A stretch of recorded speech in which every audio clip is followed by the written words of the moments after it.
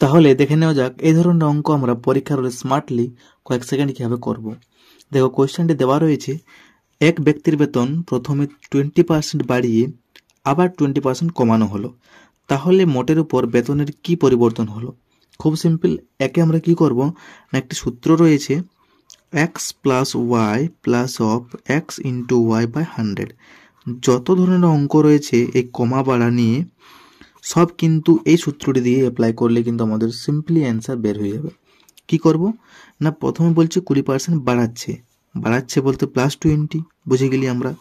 আবার বলছে কমাচ্ছে মানে -20, তাহলে এখানে অ্যাপ্লাই করব, এটি হলো এক্স, এটি হলো ওয়াই, তাহলে এক্স প্লাস ওয়াই অর্থাৎ দেখো এখানে 20, এখানে প্লাসে মাইনাসে কি হয় মাইনাস হয়, তাহলে -20 প্লাস চিহ্ন দিলাম।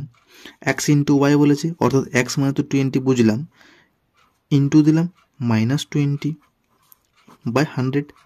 তাহলে এখানে কি হলো না, এখানে প্লাস ছিল প্লাসে মাইনাসে কেটে গেল, এখানে হলো -20, যেহেতু মাইনাস প্লাসে মাইনাস হয়, আর এখানে হলো 20 ইন্টু 20 অর্থাৎ 400, নিচে হলো 100, 104 400 অর্থাৎ -4% হলো অ্যান্সার। তাহলে অপশন কি হচ্ছে না, এ বলেছে 4% হ্রাস হচ্ছে, মাইনাস মানে হ্রাস, তাহলে option A is the correct answer.